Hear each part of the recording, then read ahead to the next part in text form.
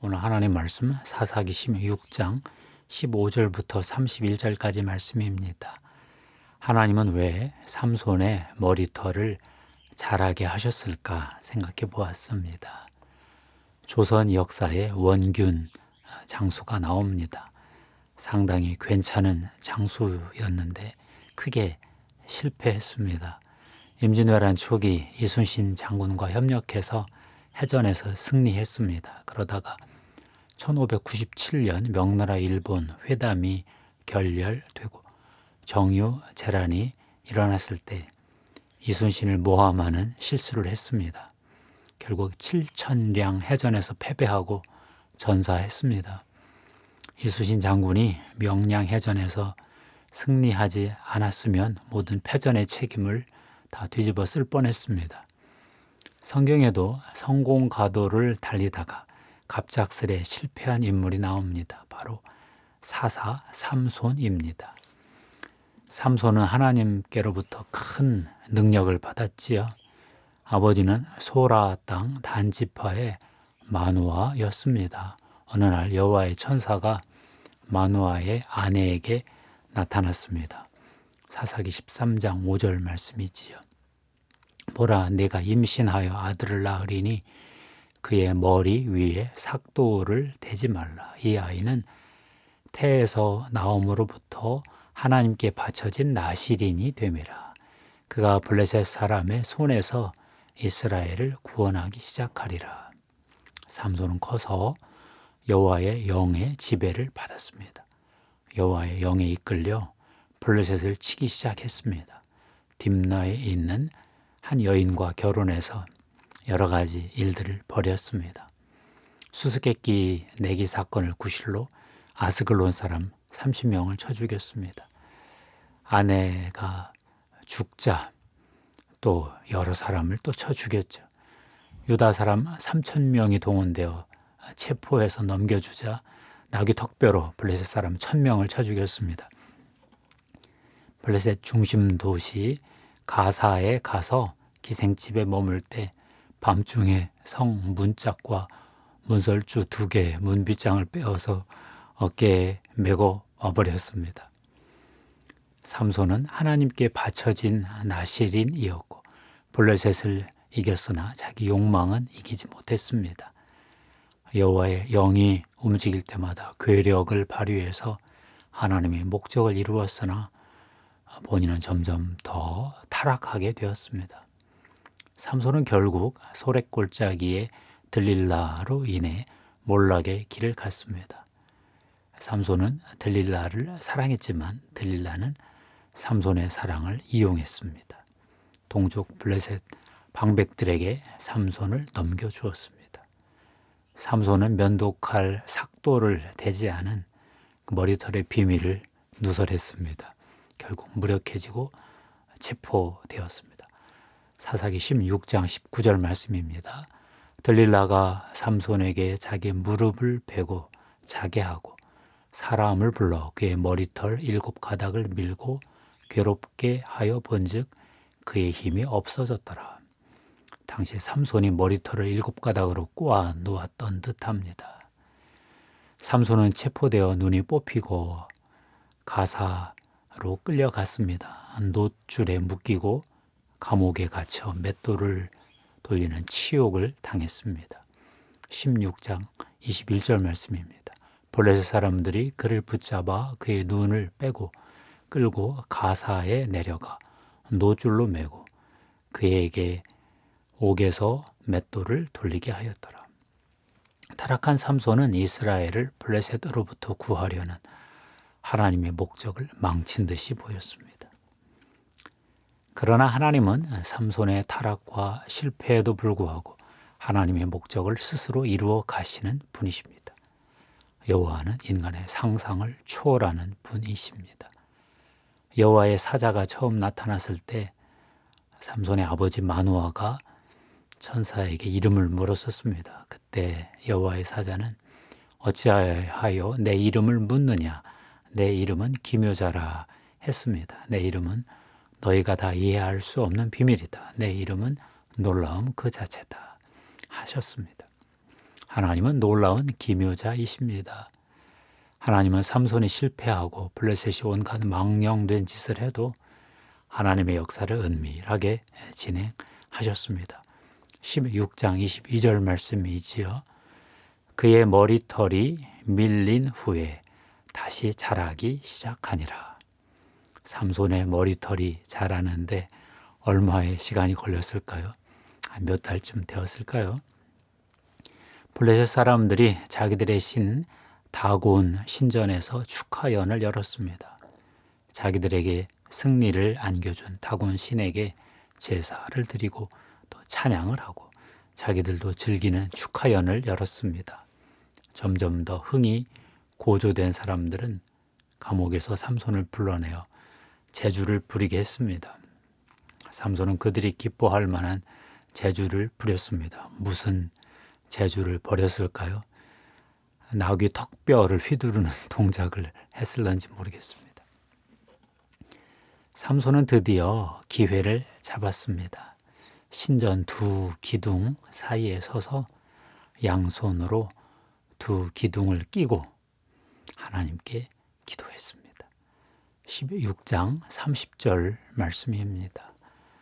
삼손이 이르되 블레셋 사람과 함께 죽기를 원하노라 하고 힘을 다하여 몸을 굽히매 그 집이 곧 무너져 그 안에 있는 모든 방백들과 온 백성에게 덮이니 삼손이 죽을 때에 죽인 자가 살았을 때에 죽인 자보다 더욱 많았더라.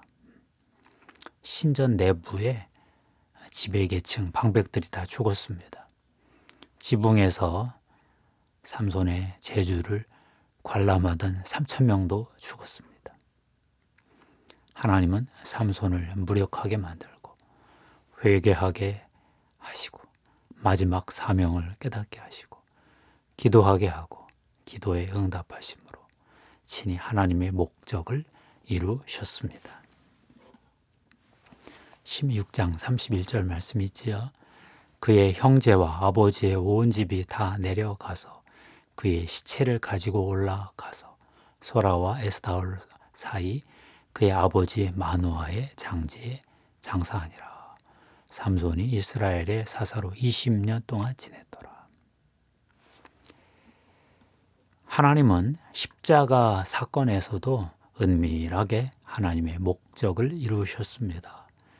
유대교는 당시 여러 분파로 나뉘어져 있었지요. 서로 대립했습니다. 바리새인과 사두개인 제사장 그룹이 서로 반목했습니다. 로마 총독은 항상 유대인과 맞섰습니다. 유대인들은 로마에 저항하려고 했습니다. 그런데 예수를 십자가에 처형할 때 그들은 모두 한편이 되었습니다.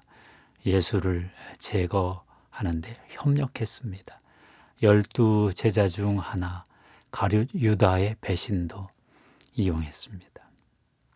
그러나 하나님은 이들 모두를 다 이용하시어 창조 세계의 회복과 인류 구원의 목적을 이루셨습니다. 하나님과 인류 사이를 막은 죄의 장막을 찢으셨습니다. 지성소의 휘장을 가르셨습니다. 사탄의 머리를 짓밟으셨습니다. 5세기 고대 교회 때 박해는 끝났지만 로마 가톨릭 교회는 위기에 처했습니다. 그때 하나님이 아우구스티누스라는 주교 신학자를 사용하셨지요. 그는 로마 제국 기독교를 공인했을 때 로마 가톨릭 교회가 위기를 맞았을 때 교회의 위기를 극복하는 데 크게 쓰임을 받았습니다. 가톨릭 교회에서 떨어져 나간 북아프리카 도나투스 분파 교회와 싸웠고 인간의 자유의지로 율법을 지킬 수 있는 것처럼 구원을 얻을 수 있는 것처럼 가르치는 펠라기우스파와 신학적 어떤 논쟁을 벌였습니다. 다 잘한 일입니다. 그런데 아우구스티누스가 하나 잘못했습니다. 신학 논쟁에서 교회 정치에서 이기려 하다가 하나님의 인내심을 잃고 국가의 힘, 황제의 힘을 동원하려 했습니다. 실제도 동원했습니다. 종교적 십자군 비슷한 것을 일으켰습니다. 아우구스티누스가 의지하는 저 로마 제국도 곧 망할 텐데 저 종이 왜 저랬나 싶습니다. 분파가 떨어져 나가면 또 좀 그대로 두고 신학 논쟁이 벌어지면 조금 더 기다려 보면 될 텐데 하나님이 처리하게 두셔도 되었을 법한데 본인 스스로 조급했습니다. 하나님은 인내가 많으신데 위대한 신학자 아우구스티누스 어거스틴도 조급했습니다. 최근 코로나 사태 이후에 우리 교회를 바라보고 있노라면 마음이 조급해지는 것이 사실입니다. 한국 교회는 이대로 촛대가 옮겨지는 어떤 그런 일을 당하려나. 그러나 하나님의 은밀한 역사를 다시 믿어봅니다. 기독교가 서구 문명에게 승리를 안겨주었죠. 이성의 승리라고 합니다. 신학에서 하나님의 신비를 이성적으로까지 추구해서 합리적 신학도 만들었습니다. 믿고 그걸 이성으로 해명하기 시작한 그런 기이한 신학 체계를 만들었죠. 종교 역사상 처음 있는 일이었습니다. 결국 서구는 승리했죠. 식민주의까지 못된 짓까지 했습니다. 그런데 서구가 세계를 제패하고 기독교를 버렸습니다. 20세기 후반에 서구 교회는 교회를 떠났습니다. 그러자 하나님은 서구 너머의 남미, 사하라 이남 아프리카, 중국, 인도네시아 같은 일부 아시아, 한국도 포함해서 크게 복음의 역사를 일으키셨습니다. 그런데 한국은 서구와 비서구 사이의 중간 고리에 해당합니다. 현대화의 길을 걸어 성공했지요. 한국 교회가 많이 약화되었지만 아직 다 무너지지는 않았습니다. 이런 때 하나님은 한국 교회에게 동아시아와 유라시아에서 어떤 선교 사명을 상상하고 계실까요? 코로나로 만여 개의 교회가 문을 닫게 생겼다 합니다. 출석하는 교인들이 줄고 교회 출석이 30% 줄 것 같다. 가난한 교인이 얼마나 더 늘어날지 아무도 모르겠다 그럽니다. 미래의 인공지능 문명, 메타버스 문명이 인류를 교회로부터 더 분리시킬지도 모르겠습니다. 메타버스 세계를 놓고 하나님과 마귀가 또 양편 충돌하게 생겼습니다. 일단 메타버스는 마귀가 열 것 같은데 하나님이 어떻게 역전시킬지 제가 보고 있습니다.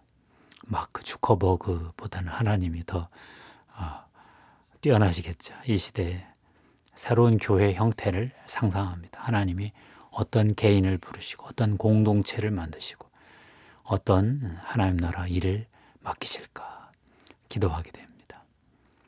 기도하겠습니다. 하나님 감사합니다. 이 시대에 우리 눈에 교회가 많이 어려워 보이지만 하나님의 은밀한 하나님의 목적을 이루어 가고 계신다 믿습니다. 이 시대 한국 교회가 이 일을 잘 분별하고 나도 개인적으로 하나님의 사명을 잘 식별해서 하나님께 충성하며 하나님의 목적을 은밀하게 이루어드리는 종, 도구 되게 하옵소서. 예수 그리스도의 십자가의 피를 뿌리고 덮습니다. 성령님 기름 부어 주시옵소서. 예수 그리스도 이름으로 기도하옵나이다. 아멘.